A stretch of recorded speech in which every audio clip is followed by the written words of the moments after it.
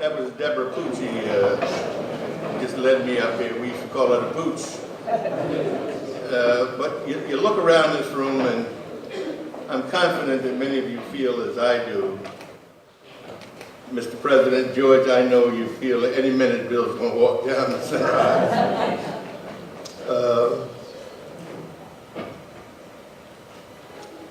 We all loved him. And we had reason to. He was a remarkable human being. Basil, you may not remember this, but then again, you probably do, though, because you see, he remembers everything. But it was Basil Patterson who first introduced me to Bill Lynch. Many years ago, I thought that I ought to become borough president of Manhattan, and Percy had was running for mayor, 1977, and Basil said, well, you know, what you need is Bill Lynch. And I tried to persuade Bill unsuccessfully. He was helpful, but I had not yet convinced him that I was worthy of his support. And it wasn't until much later, I ran 3 times. Most of you here will remember because you helped me. I ran 3 times for borough president of Manhattan. Before we succeeded, people used to say to me, what do you do? And I say, I run for borough president.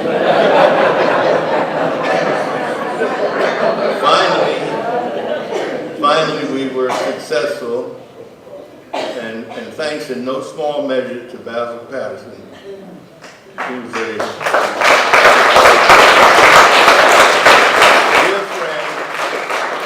dear friend who has helped me so many times, given me so much useful, valid advice over the years. We were able to get Bill Lynch to become the chief of staff when I was borough president, having finally succeeded in 1985.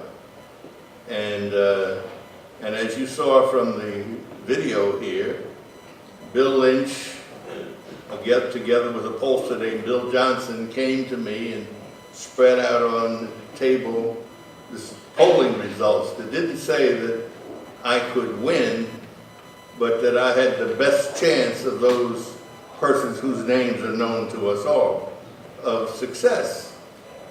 And I said, well, Bill, I ran 3 times for Manhattan Borough President before I succeeded. And this is in the days when you had a board of estimates. Borough president really had some power. And I said, you know, I'm going to put this all on the line now to run for mayor. And I was never one who said, when I grow up, I'm going to be mayor. That was not me. I never was like that. And, but Bill, with his great powers of persuasion, and I always have difficulty describing this because I don't want it to sound like I was drafted. But no, I'm very serious about this. But I was persuaded by Bill that I had an obligation to try. And my bride, of some 60 years now, it meant, you know, she had put a lot on the line too. So, as was said a while ago, the rest is history. We were successful. But thanks to many of you here in this room, we were successful because we had a lot of help and a lot of support. And it'd be difficult for me to think of anyone who assisted us who didn't somehow or other come through Bill Lynch. He just knew everybody, had this remarkable ability to persuade people to come work with us. In the Manhattan Borough President's office, at a point, we had 4 separate issue areas. Each was headed by a woman.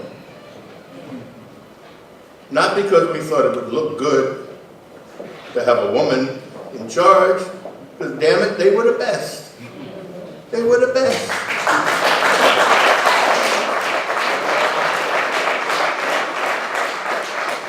Many of those people came on to work with us in the mayor's office, and we got a lot done. And I say often these days when people ask me about Bill de Blasio, and by way of full disclosure, I supported Bill Thompson this time and last time. But I was always very fond of Bill de Blasio. And de Blasio worked very hard with us under Bill Lynch.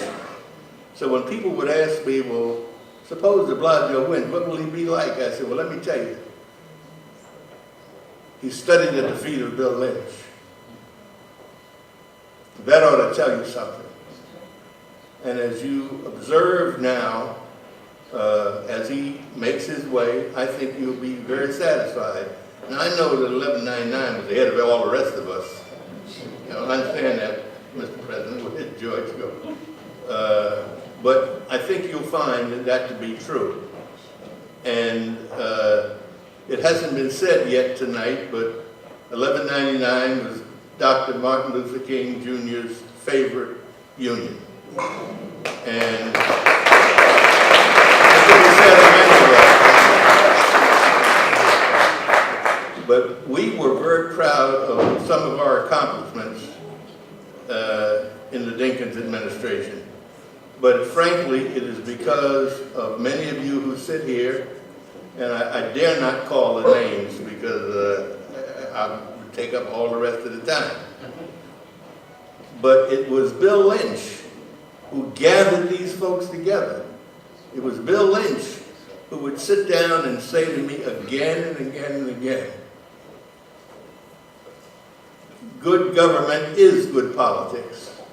If you do what you're supposed to do, it will inure to your benefit politically.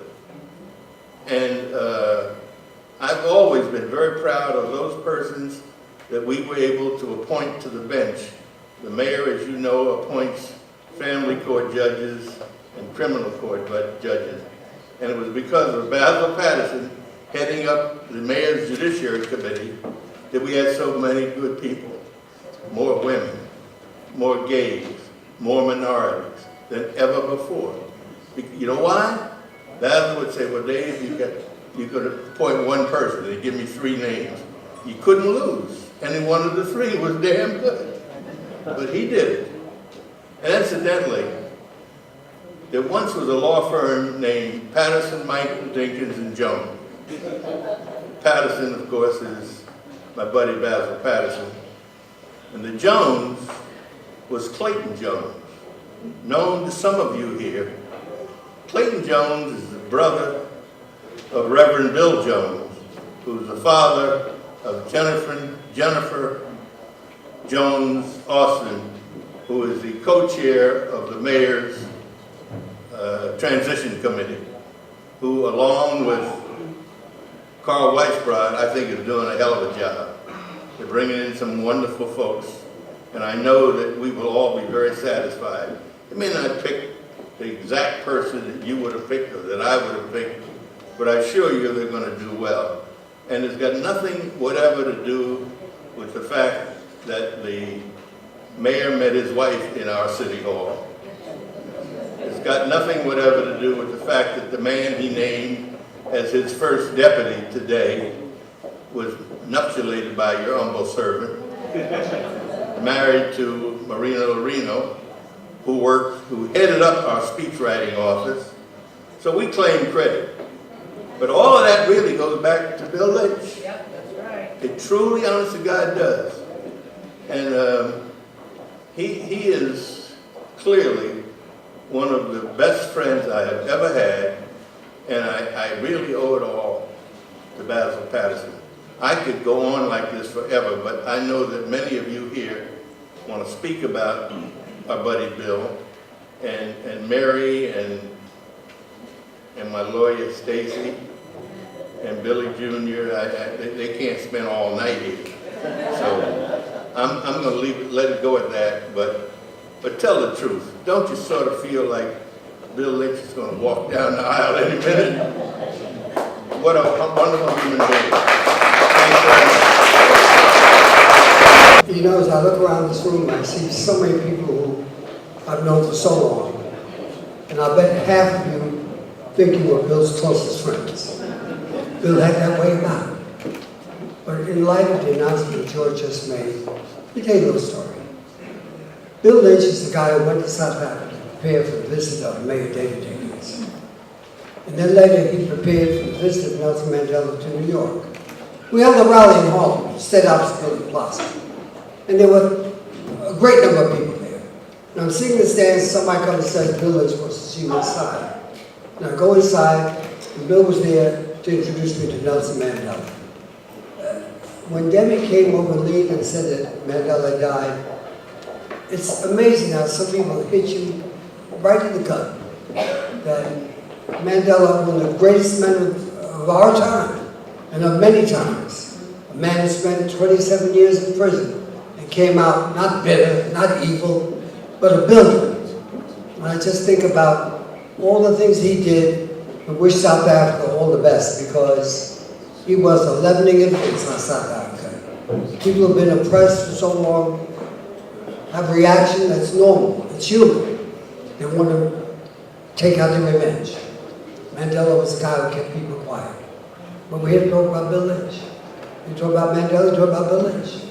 Bill Lynch is a story that Dave Dickens made me think of. He said that I introduced him to Bill Lynch, well, there's something else. When he got elected in '85, he asked Bill to be his chief of staff. And Bill turned him down.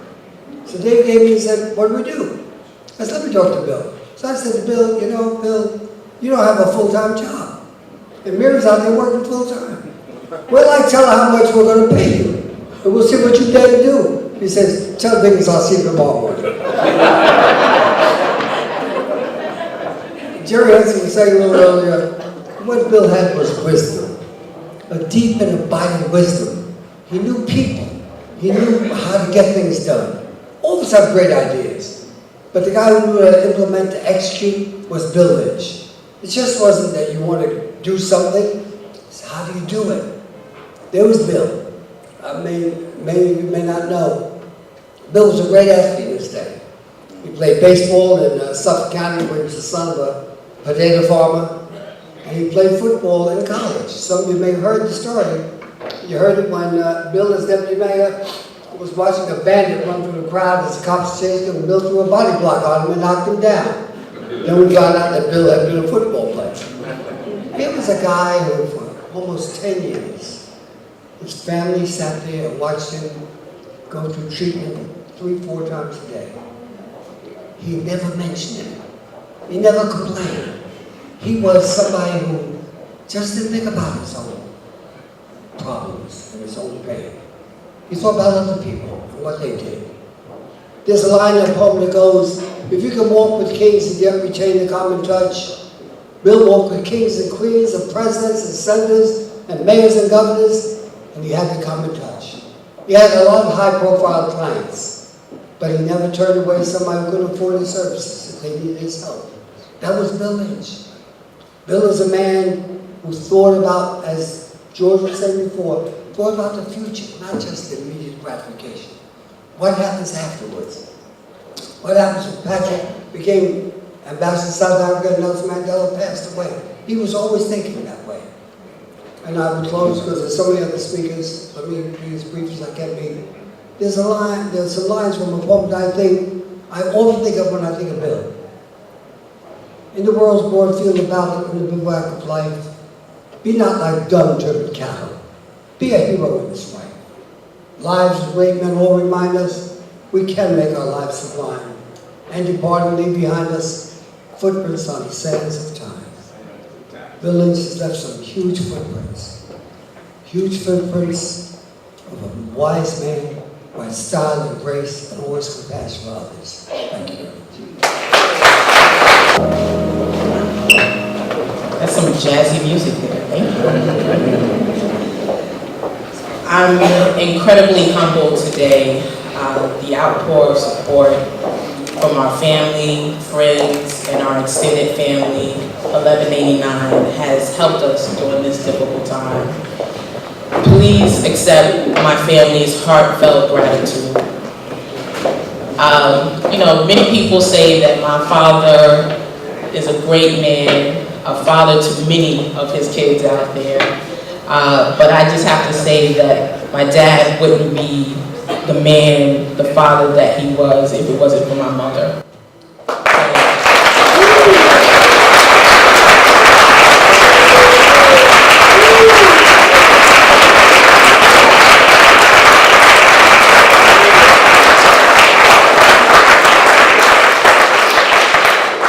So my mother has prepared a few words which I'd like to share with you today. Dearest love of my life and sharer of my dreams, you still inspire me to remember the good times we shared together. Through memory, a gift from God, we are still united always, your wife and love, Mary. Thank you, George, Uncle George, Iris, and the 1189 family. Continue to love my dad. Sincerest, the Lynch family. Good evening. I'm Eleanor Tatum. I'm the publisher and editor-in-chief of the New York Amsterdam News.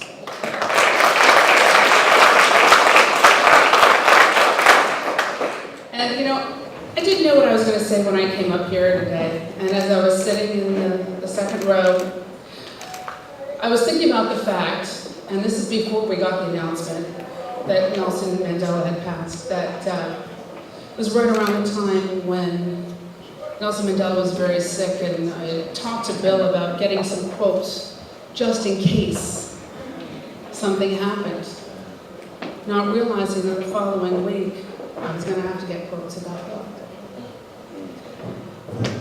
That was one of the hardest things to deal with when Bill Lynch passed. The second hardest thing to deal with his passing was the fact that it was like losing another dad to me. You know, after my father died, I had the pleasure of getting to sit with Bill Lynch every Tuesday. We had a standing 1 or 2 o'clock meeting at his office every single Tuesday. And if I didn't get in there, we would be on the phone. And sometimes it would be week after week that we didn't actually connect, but there was always the intent. And when we did sit down together, we always made something happen. Whether it was for the paper, for one of his clients, or for the community at large. And he was always thinking, and thinking so fast. And even yesterday, I had some sort of an issue going on, and I was on the phone with Juanita Scarlett, and I said, you know, if this had been another time, the person I'd be on the phone with right now would be Bill Lynch, because he would know what to do. And, you know, I look around this room, and the thing I think of most is that there are so many people that love Bill Lynch and that Bill Lynch loved, and that we all need to use each other and help each other. And Marvin knows all about what I'm talking about. You know, the young people that sat at his knee, we met a lot of each other because of Bill. He brought us together. He said, you need to know this one, and you need to know that one, and you know, you hold that person close, because they're going to be helpful to you, you'll be helpful to them, and you're all going to move mountains. And because of that tutelage, we will, and we will continue to do so. And so we just need to hold each other close, and just remember to keep it moving, and as Bill Lynch would say, next.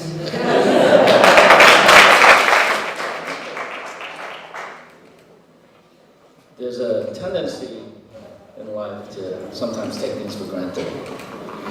And I am certainly guilty of it. But every so often you have one of those life moments that teach you, that remind you never to take anything for granted. And one of those days for me was one hot summer afternoon this year when I got a call. Now, you know, Bill, who I've always called Uncle Bill. George, you get the uncle title today from Stacy. He had had a rough time for quite some time now. And he'd been in and out of the hospital, and he'd always try to downplay it.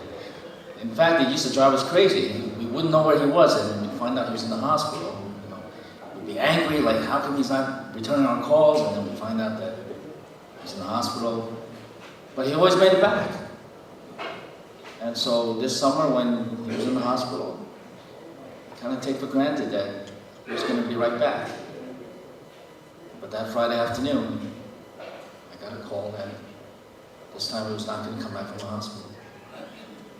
And boy, you know how it feels when somebody punches you in the stomach that you can't breathe for a couple of minutes? That's what that call did. Now, I see so many people here who have such long histories with Bill Lynch. And I can't claim to really go back that far. When I was straight out of college, I volunteered on Mayor Dinkins' campaign. You know, I gathered signatures, I registered voters, I handed out leaflets. I never even met Bill Lynch. I just knew that he was the guy in charge. But I didn't have the honor to meet him back then. In fact, I really only got to know Bill about 6 years ago, when Choncito introduced me to Bill. I mean, I had met him multiple occasions, but we got together and started talking about the 2009 election. And so it's actually, think about it, it's only been about 6 years, but these 6 years have been intense. And I just can't, though I may not match the number of years that many of you have known Bill and go back with him, Bill Lynch he is in my blood, he is in my thoughts.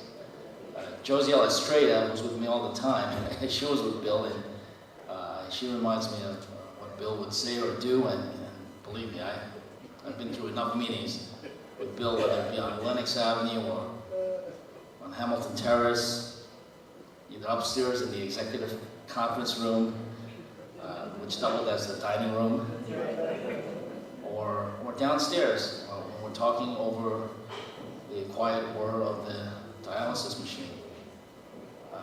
You learn so much from him. Ellie already mentioned, how he kept meetings moving with the simple, singular word, next! Or one of my favorites, that would just get everybody on the team moving quickly, make it happen. Or actually, one of my least favorite phrases from him that unfortunately he used on me a number of times. It used to make me cringe. He used to say, "John, I may be old, but I'm not dead." And that was his own way of not being in my face, but telling me that is the stupidest thing he's ever heard. So, Bill just was a source of wisdom. He was a source of strength. We had an intense election in 2009, and actually we celebrated my victory as New York City Controller right here in this room. And right here in this room,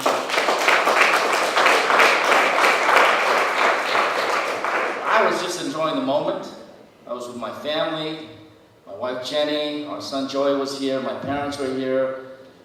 This room was packed. Bill was already thinking about the next step. I'm like, Bill, take it easy.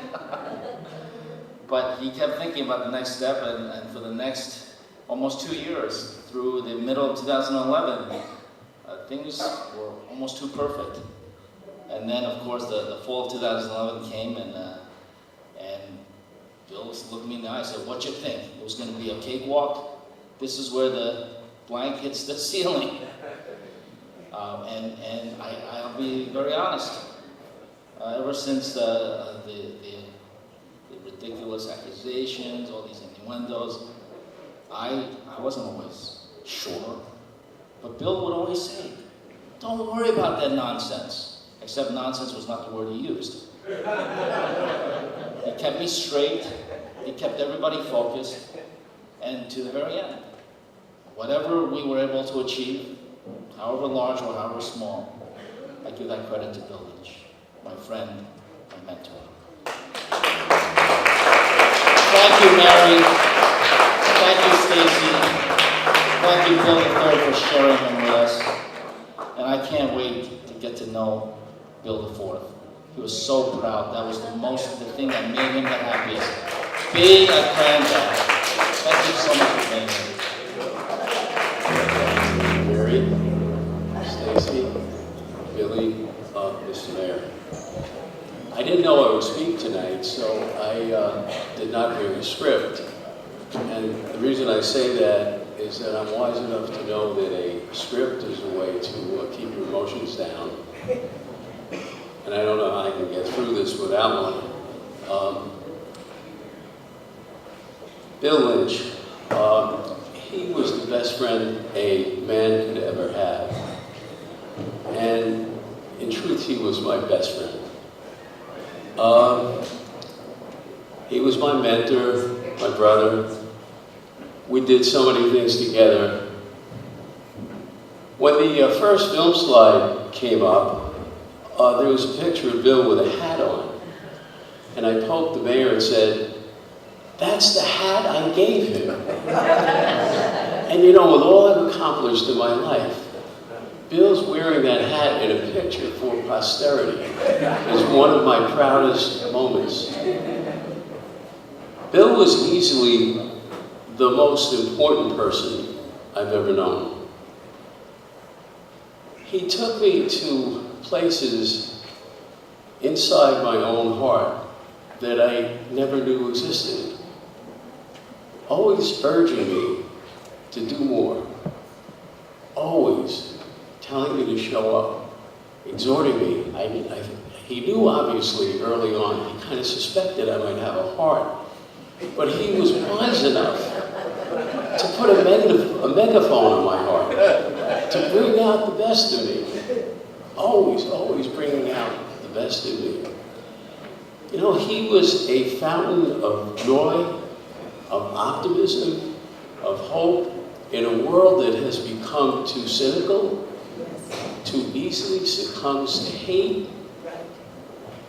Bill would never have anything about hate, just wouldn't have any part of it. For him, one time he said to me, "Hate hurts." He said, "It's 2 steps backwards. You don't accomplish anything by hating." Positive energy, one of the most important people from this city or any place in the world.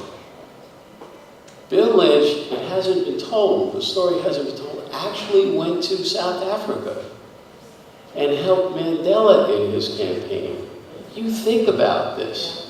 This is a farm boy from Long Island, potato farms, in South Africa, advising one of the greatest statesmen the world has ever known on his quest to become president of South Africa. And what that joy that it brought to him and to Mayor Dinkins and to the city of New York. Think about that.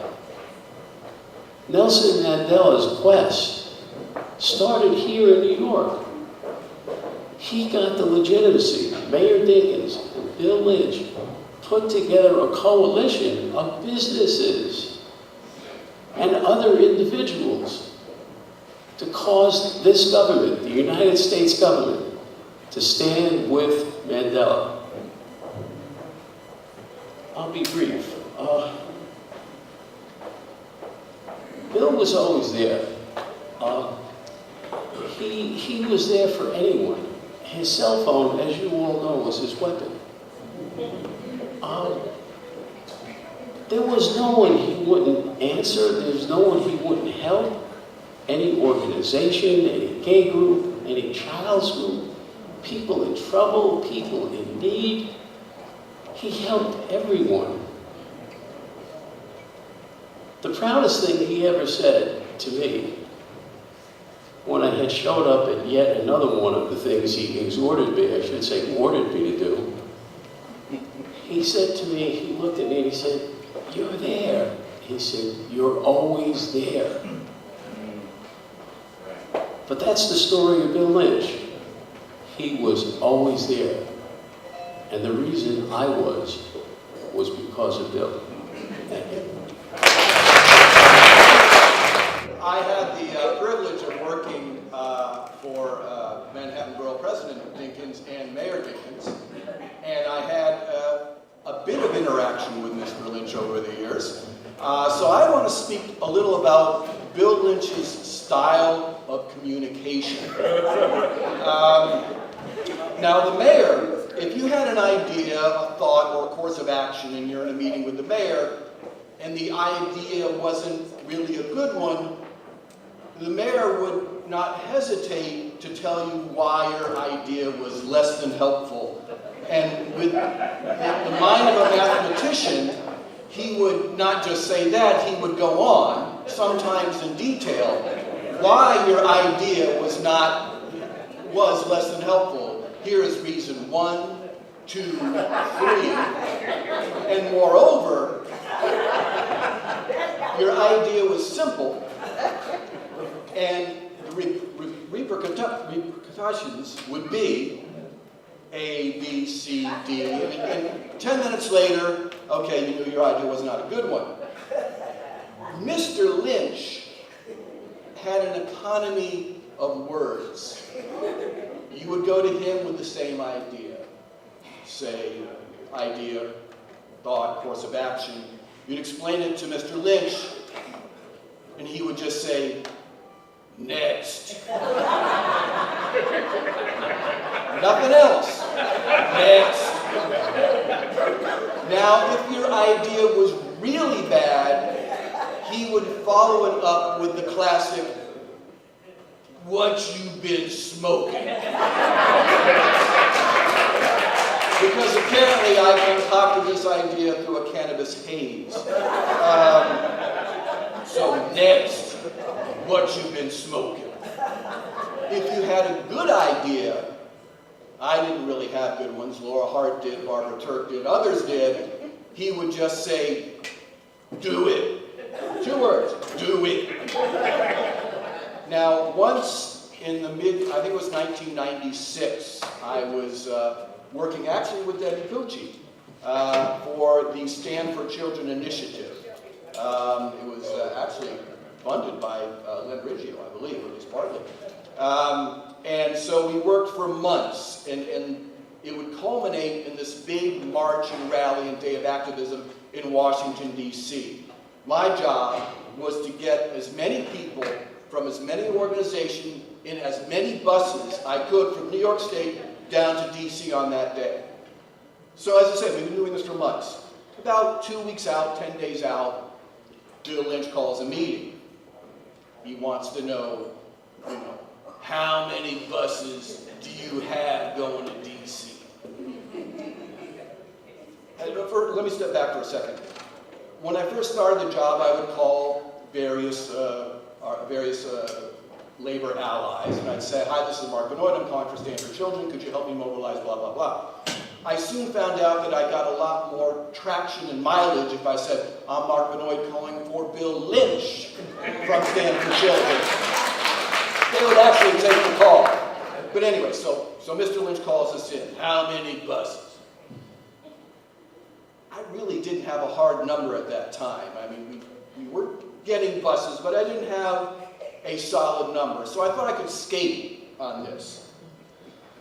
Well, Mr. Lynch, if we got X amount of people into Y amount of buses from Z amount of organizations, and the weather was nice, and the buses all started, and they had a lot of oil in them, and they were gassed up, we'll get a lot of buses to Washington, D.C. I just want to know how many buses. Well, Mr. Lynch, if you get Z amount of people into Y amount of buses from X amount of organizations, and the moon is full, and the tires are all round, and the bus drivers have a good meal, and you have those little box drinks with the straws in them for the people on the buses, we'll get a lot of buses to D.C. Hey, what you been smoking? I just want to know how many buses. Well, if the moon is an Aquarius, the tide is high, the buses are all red and the seats are blue, we'll get some buses to D.C. not a word from Mr. Lynch. Seemed like an eternity. I'm sweating profusely. My last, and before he spoke, I said, and don't forget, Mr. Lynch, we're supposed to get a lot of buses from Buffalo, and you know, if they're snowed in, we're not going to get the buses from Buffalo. Granted, this was in the middle of summer. So he just sat there, and finally he spoke. I don't know whether to fire you or kill you.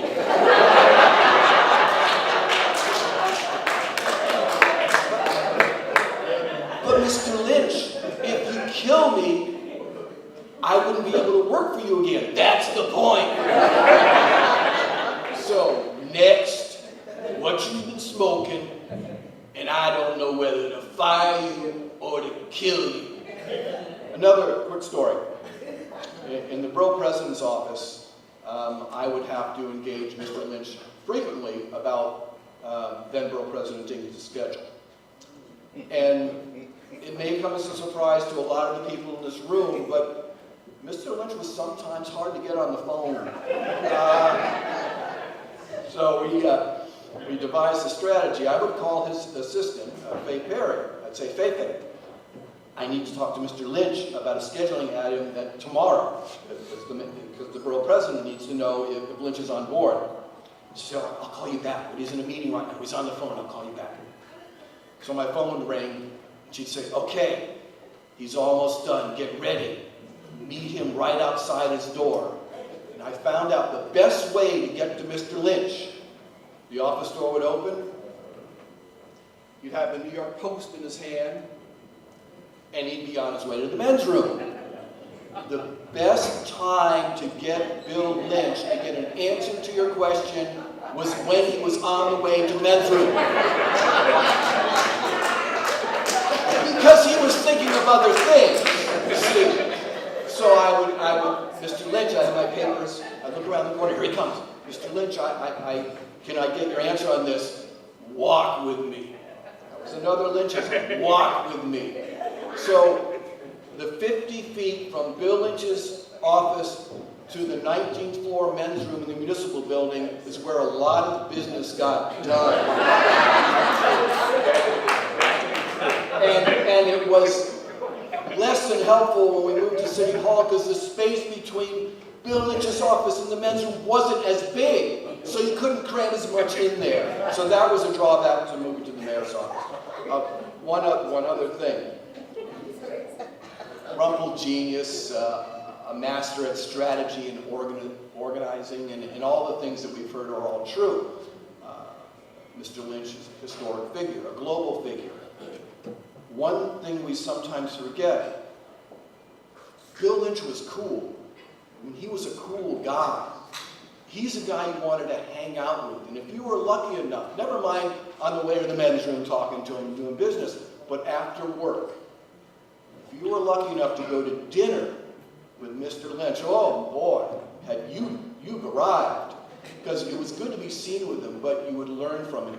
So whether it was going to a little village, a little restaurant in the West Village called Mary's, appropriately, for pasta, or to Frank's in the Meatpacking District for steak, or on rare occasions to the Oyster Bar, you were with Bill Lynch. These were teachable moments. You would sit and you would listen, whether you were laughing with him or dancing with him, and I had the opportunity to dance with Mr. Lynch more than once. The man can move. The man can move. If he was here right now, he'd say, hey, what you been smoking?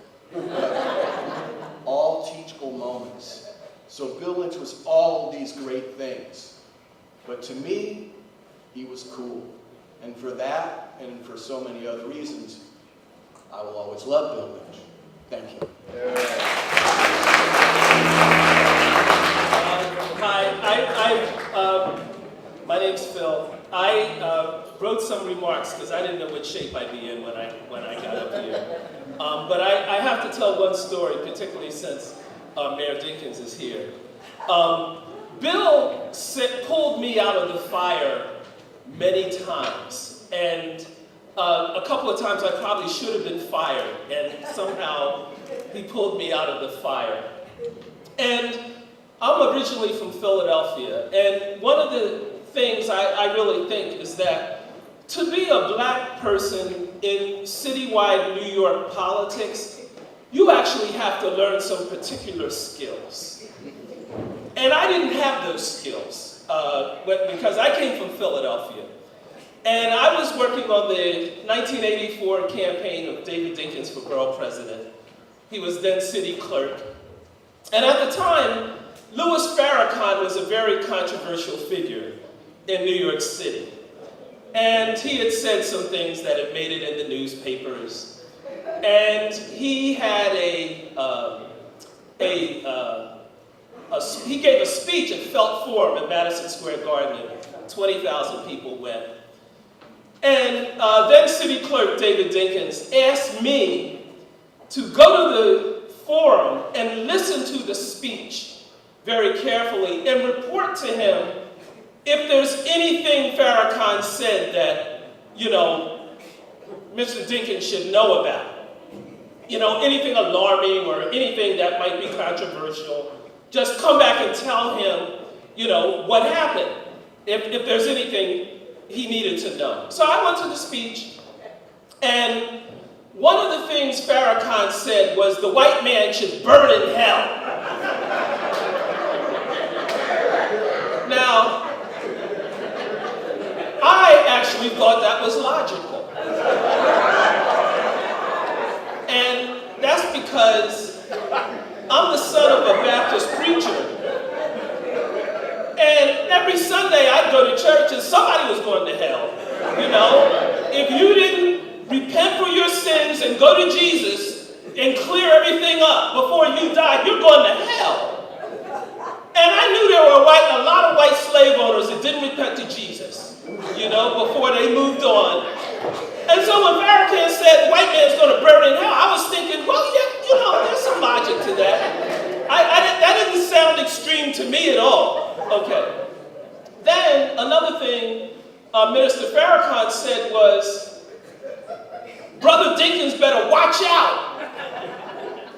Because, you know, people don't like what he's doing, and he better be careful, he better watch out. His life might be in danger.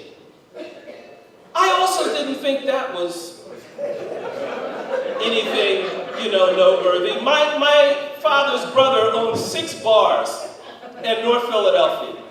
It's a rough part of town. I spent a lot of time in those bars. And, you know, barely a week went by after a few drinks when somebody didn't threaten somebody else. They're kind of drunk. I'm gonna kill you, nigga. You know, and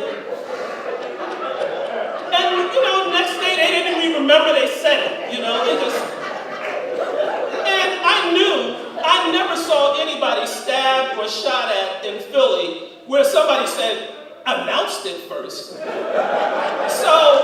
I said, if Farrakhan was serious about doing something to David Dinkins, he wouldn't announce it in front of 20,000 people.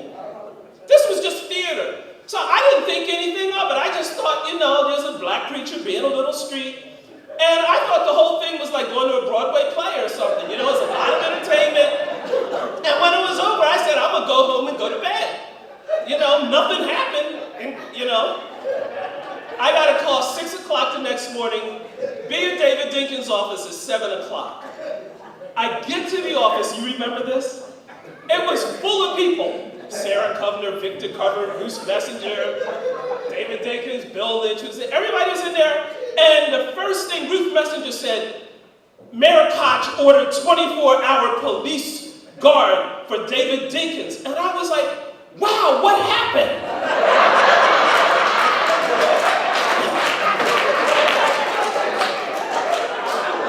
and I really, truly did, you know, and then somebody said, you were supposed to tell him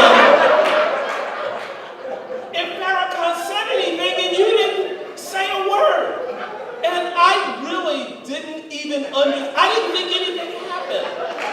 And I will say this, Bill Lynch was the one person in that room who I felt understood.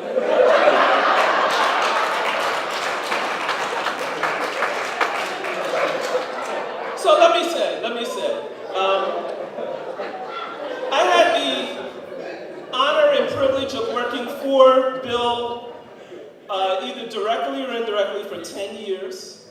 And, you know, he's been a trusted friend for another 20 years. And there are two things I want to say about Bill. One is that it's already been said, he really loved children. And I think him and Mayor Dinkins have that in common. It's genuine. And I never started a conversation with Bill in the last 19 years that didn't start with him wanting to know in great detail how my kids are doing. Bill was also passionate about the Children's Defense League. I think you all know that. Bill mentored I don't know how many young people, and Hazel Duke said that. I was one of those young people. I met Bill the year after I graduated college in 1978, and Bill was then helping Major Owens in Brooklyn, in a race in Brooklyn. And I told Bill I wanted to learn how to become a community organizer. And Bill sent me to work for Clarence Coggins, who was then chief of staff for the mayor of Newark, Mayor Gibson. And that gave me the political disease. And they then sent me to Chicago to meet the activists who were organizing Harold Washington's campaign, later in '83. And then Bill insisted that I take Norm Adler's campaigns and elections course at AFSCME, you know, to learn how to do like nuts and bolts in campaigns. I think Jerry had to take that course too. And on and on. And what I realized in retrospect was that Bill was patiently cultivating me, just like a potato farmer patiently waits for his crops to grow. And Bill planted entire fields of young people.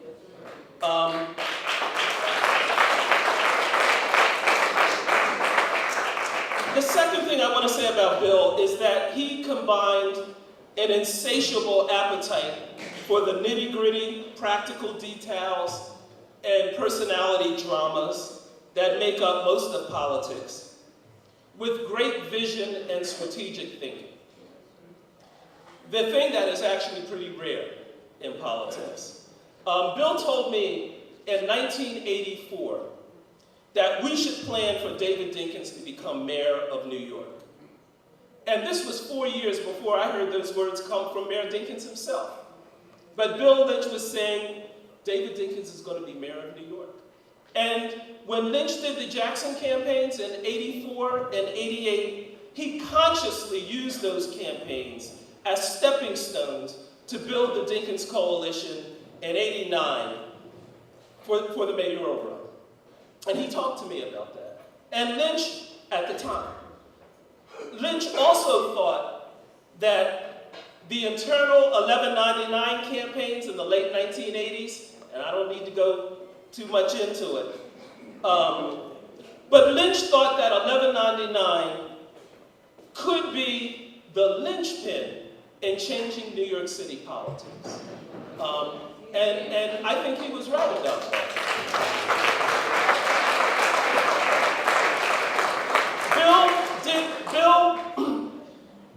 Bill's vision didn't stop with winning elections or with labor union politics. Bill believed that at the end of the day, everybody in America ought to have an opportunity to have a good job and a good life. He wrote a book on full employment, actually. To make that kind of change, Bill knew that we needed active community involvement in politics. And by the way, when I asked him, I didn't know who Hazel Dukes was, and I asked him, who is Hazel Dukes? And he said, have you heard of somebody named Al Van? I said, oh yeah, I live in Brooklyn, I know who Al Van is. This was at the height of Al Van's power. He said, Hazel Dukes wiped the floor with Al Van.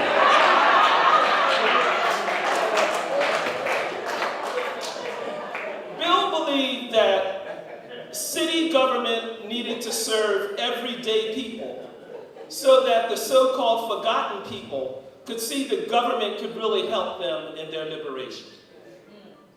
Bill always thought that public housing residents were an important group to cultivate. To that end, when he was deputy mayor, Bill started meeting with public housing residents associations on Friday nights. He never publicized this. and Bill would ask the residents to draw up a list of issues they were concerned about a week ahead of time. Then Bill would make sure that whatever the issue was, a high-ranking city official, often a commissioner, would be there on Friday night to address the concerns of the residents directly. I can't tell you how shocked the public housing residents were to get this kind of attention and respect from City Hall. Nor can I tell you how shocked the commissioners were to have to give this kind of respect and attention to public housing residents. But this is what Bill was all about, lifting the so-called low people high and knocking the so-called high people down to human size. Thank you. Hi, my name is Mark Riley. I host a radio program here in New York, WWRL Radio. I have to be honest, I've been knowing Bill Lynch for so long. I've known Bill Lynch for so long. I forgot when I first met him. But I'm going to tell you something. I'm going to be brief, and I'm going to tell you exactly why. Yesterday, after I confirmed I was going to be speaking, I went to bed and I had a dream. And I dreamt I was speaking to an audience about Bill Lynch. And over in the corner, as I droned on, came a voice. There was nobody there, but there came a voice. How long you gonna keep this up? Come on, will you hurry up and finish? And I knew exactly who it was. I knew exactly who it was. Bill was such a great friend, such a great human being. So many people have talked about him here. I can't even start to top what has been said. I will say this. The high point of my career, and one of the high points in my life, was arranged by Bill Lynch and the great Jim Bell. And that was when I had the opportunity to do a one-on-one interview with Nelson Mandela, who passed away.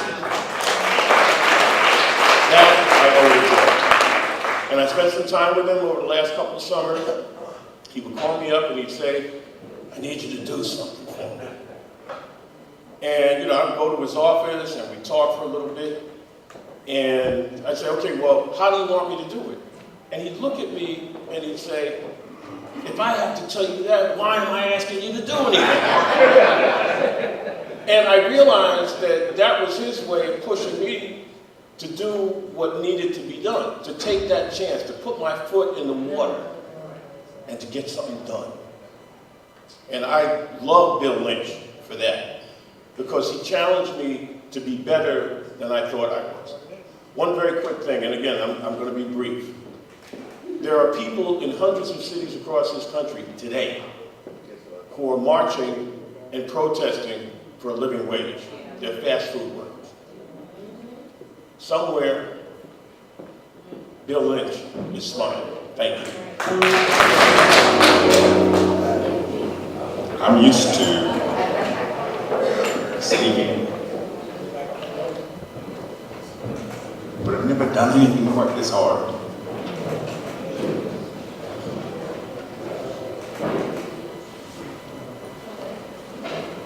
I don't want to talk about Bill, the strategist. I don't want to talk about Bill, the mentor. I want to talk about my friend.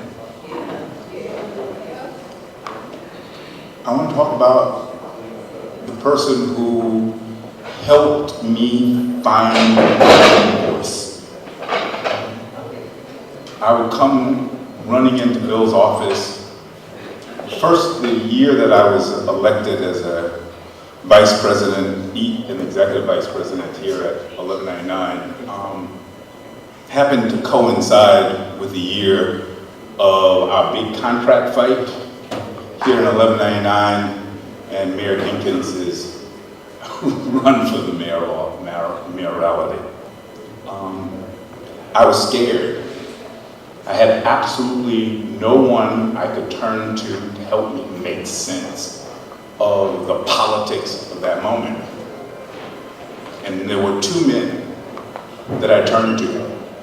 One was Jim Bell, and the other was Bill Lynch. And with their help, I made it through that year We had one of the best contracts that this union has ever negotiated. And we elected the first black mayor of the city of New York. There are lots of folks who will say a lot of things about the genius of the 1199 political operation. I want to say that genius had a name. His name was Bill Lynch. He was our heart.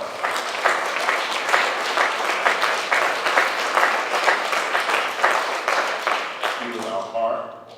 He was our brain. Patrick Gaspar has gone to South Africa. I've gone to Washington, D.C. We've helped elect presidents. We've helped elect mayors. We've helped elect governors. But let's know one thing. We were trained at the feet of a master. I want it clear that I understand that, and I loved him with everything that I am. We fought hard, Bill and I. The way we talked to each other was to fight. This year, at the beginning of the year, I went to South Africa last December. And I came back saying, I think that Mandela is on his last leg. And I came back and had a fight with my brother Bill Lynch and said, we should have Patrick there. He said no, I said yes. He said no, I said yes. I think the thing that ultimately turned the argument is when I said, he said he's in danger, and I said, but who would you want there at a moment when the country went into crisis? We need to send some of our best, our best. And there was never another argument between us about the whole question of Patrick Gaspar. So it is really painful and ironic that at the moment, when I talk about my brother, I also have to talk about the death of Mandela.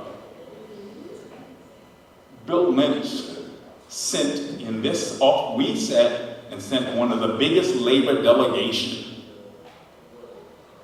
to South Africa to be spokesperson for our movement and to look at the election, to oversee the election in South Africa. George Gresham and I sat in this auditorium arguing about it with Bill Lynch pushing us to do it. Dennis Rivera was present when Mandela got out of jail, along with Bill Lynch. The anti-apartheid movement, Bill Lynch, Jim Bell, and I went through that movement together with everything that is our heart. You see, there are folks who talk about campaigns and how to do them well, and we learned how to do them at Bill Lynch's feet. But with Bill and Phil and all of the rest of us, we didn't really talk about campaigns. We talked about a liberation struggle. We talked about justice. There are some who will talk policy, but with Bill, we talk justice. He taught us how to build a movement that will one day, with all of his children running around, one day bring to our people the justice they deserve in the world. So thank you so much, my brother, for who you were